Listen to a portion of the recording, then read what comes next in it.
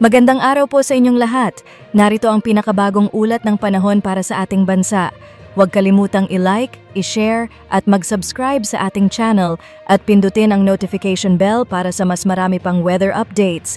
Patuloy pa rin ang epekto ng mainit na easterlies o ang hangin mula sa Pacific Ocean sa malaking bahagi ng ating bansa.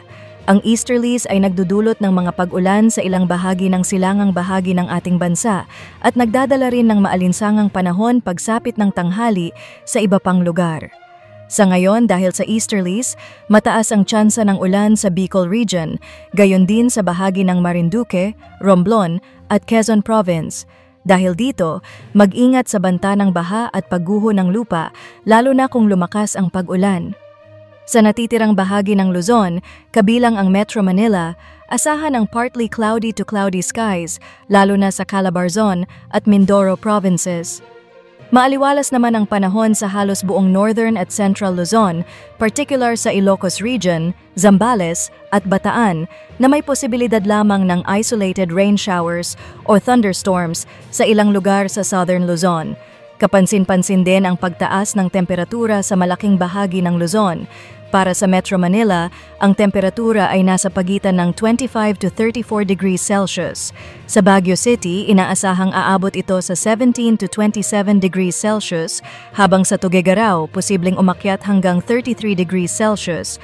Sa Palawan, inaasahang fair weather conditions ang mararanasan kung saan maaliwalas ang panahon tuwing umaga, ngunit may posibilidad ng pulupulong pag-ulan sa central at southern portions pagsapit ng hapon. Visayas, pinakamataas ang tsansa ng ulan sa silangang bahagi ng Visayas, kabilang ang Northern Samar, Eastern Samar, Leyte at Southern Leyte. Mag-ingat sa posibleng malalakas na pag-ulan na maaaring magdulot ng flash floods o landslides. Sa natitirang bahagi ng Visayas, bahagyang maulap hanggang maulap ang kalangitan mula umaga hanggang tanghali. Pagsapit ng hapon hanggang gabi, asahan pa rin ang scattered rains and thunderstorms na maaaring magtagal ng 1 hanggang 2 oras. Ang temperatura sa malaking bahagi ng Visayas, maliban sa silangang bahagi, ay maaaring umabot sa 32 to 33 degrees Celsius. Sa Mindanao, pinakamataas ang tsansa ng ulan ngayong umaga sa Caraga Region, Davao Oriental at Davao de Oro dahil sa epekto ng easterlies. Posible ang scattered rains and thunderstorms, kaya't mag-ingat sa posibleng pagbaha at pagguho ng lupa. Sa natitirang bahagi ng Mindanao, bagamat bahagyang maulap sa umaga, magiging madalas ang cloudiness pagsapit ng tanghali. Sa hapon, mataas ang tsansa ng pag-ulan at thunderstorms. Pinakamainit sa Zamboanga City na may temperatura hanggang 34 degrees Celsius, habang sa Davao City ay aabot sa 33 degrees Celsius. Sa ating pinakahuling ulat ng heat index noong March 3, 2025, 5 p.m., nakapagtala ang Metro Manila ng nararamdamang init na 37 degrees Celsius sa Pasay City at 38 degrees Celsius sa Science Garden, Quezon City. Ang pinakamataas na heat index ay naitala sa Dagupan City, Pangasinan, na umabot sa 42 degrees Celsius na kabilang na sa dangerous level. Sinundan ito ng 41 degrees Celsius sa Zamboanga City, Cotabato City at Hinatuan, Surigao del Sur at 40 degrees Celsius naman sa Puerto Princesa City, Palawan. Ngayong araw, inaasahang aabot muli sa extreme caution level ang heat index sa Pasay City na 38 degrees Celsius at 39 degrees Celsius sa Science Garden, Quezon City sa pagitan ng 11 a.m. hanggang 3 p.m. Sa Dagupan City, posibleng umakyat muli sa 42 degrees Celsius, habang sa iba, Zambales, Olongapo City, Calapan, Oriental Mindoro at Cotabato City ay nasa 40 degrees Celsius. Kaya paalala po sa ating mga kababayan na uminom ng maraming tubig, magsuot ng light-colored at manipis na damit, at gumamit ng payong o sombrero bilang proteksyon sa init. At sa kalagayan ng karagatan, sa kasalukuyan, wala tayong nakataas na gill warning o babala ng mataas na alon sa alinmang baybayin ng ating bansa dahil wala pang northeast monsoon. Gayunpaman, posibleng bumalik ang northeast monsoon bukas ng gabi, kaya't asahan ang pagtaas ng alon sa extreme northern Luzon.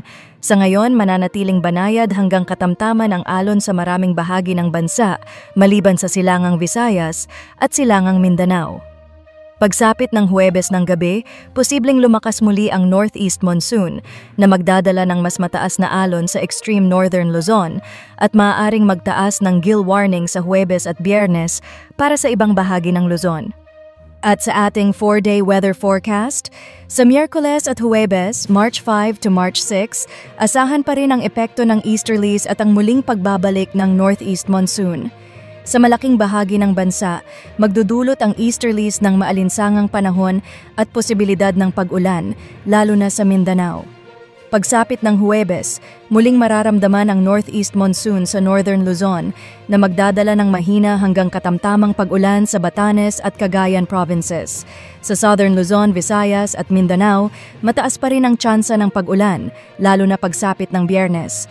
Sa weekend, maaari pa ring makaranas ng pag-ulan at isolated thunderstorms sa silangang bahagi ng Luzon, mula Cagayan Valley, Aurora, Quezon at Bicol region dahil sa epekto ng shear line o ang tagpuan ng northeast monsoon at easterlies.